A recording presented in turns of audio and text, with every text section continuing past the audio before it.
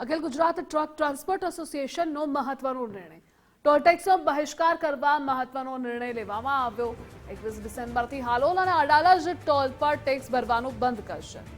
ગુજરાતમાં 16 lakh commercial vehicle ધારકો toll ભરવાનો ઇનકાર કરશે। 2040 સુધી ટોલ ટેક્સ વસૂલવાની મંજૂરી માંગી, જે અયોગ્ય છે। ગુજરાતના હાઈવે પર 380%થી વધુ ટોલ ટેક્સ વસૂલવામાં આવે છે। અત્યાર સુધીમાં 3000 કરોડથી વધુ ટેક્સ વસૂલી ચૂક્યા છે। ટ્રાન્સપોર્ટરો વૈકલ્પિક માર્ગનો ઉપયોગ કરશે અને વૈકલ્પિક માર્ગ નહીં મળે તો ટોલ ટેક્સ નહીં ભરી વિરોધ નોંધાવશે।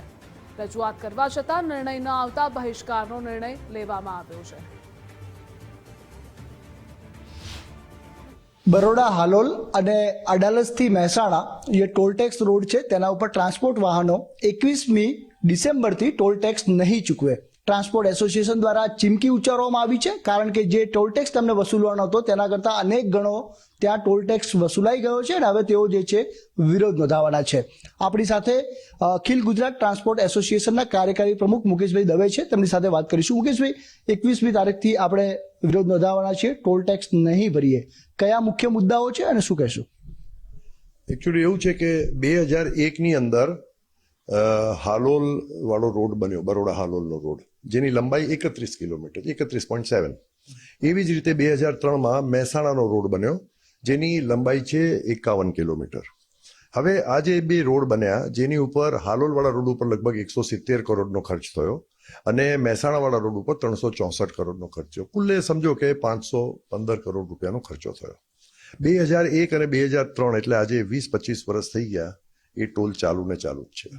જોવાની વાત તો એ છે કે આ ટોલ ઉપર જે દર રહેવાય છે, જે આખા હિન્દુસ્તાનની અંદર નેશનલ હાઈવેના કેટલા બધા રોડ છે જ્યાં 5 રૂપિયા, 6 રૂપિયા, 8 રૂપિયા પર કિલોમીટરનો જે જુદા જુદા વાહન માટેનો પર કિલોમીટરનો રેટ હોય, એને બદલે આ રોડ ઉપર 1.5 રેટ છે।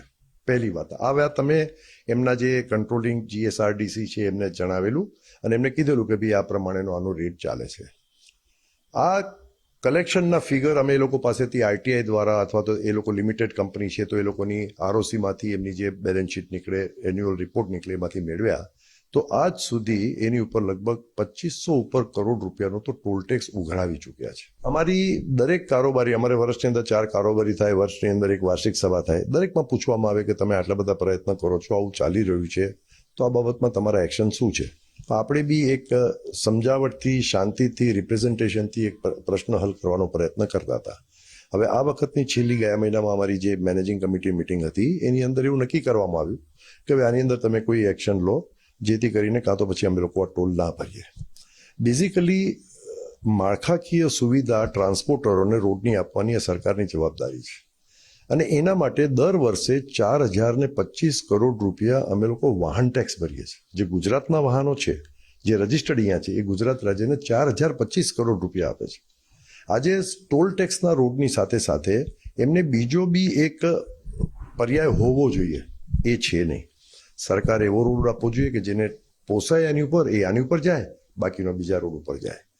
અમે લોકો એવું નક્કી કર્યું છે અને બધાએ નક્કી કર્યું છે કે ભાઈ આપણે આ રોડનો ઉપયોગ નહીં કરીએ અને જો કરવાનો થશે અથવા તો કરવો પડશે તો અમે એની ઉપર ટોલ ભરવા માંગતા નથી। આ વાતની રજૂઆત અમે સરકારને કરી છે। સરકાર એ બાબતે શું નિર્ણય લે છે, નહીંતર 21મી પછી અમે લોકો આ રોડનો ઉપયોગ કરવાના। એમને જણાવ્યું છે કે 21મી ડિસેમ્બરથી આ બંને ટોલ બૂથ ઉપર ટેક્સ નહીં ભરવામાં આવે, કારણ કે જે ટેક્સ ભરવાનો થતો હતો તેનાથી અનેક ગણો ટેક્સ તેઓ ચૂકવી ચૂક્યા છે અને આ જે ટોલ ટેક્સ છે તે પણ કરોડો રૂપિયા ઘર ભેગા કરી ચૂક્યા છે। ત્યારે હવે પછી ટ્રાન્સપોર્ટના જે વાહનો છે વૈકલ્પિક રસ્તો અપનાવશે અથવા ટોલ ટેક્સ નહીં ભરે, પરંતુ 21મી ડિસેમ્બરથી આનો વિરોધ મોટે પાયે નોંધાવવામાં આવશે, તેમાં કોઈ બેમત નથી તેવું તેમણે જણાવ્યું છે। કેમેરા પર્સન વિજય કુમાર સાથે સંજય જોશી, ગુજરાત ફર્સ્ટ, અમદાવાદ।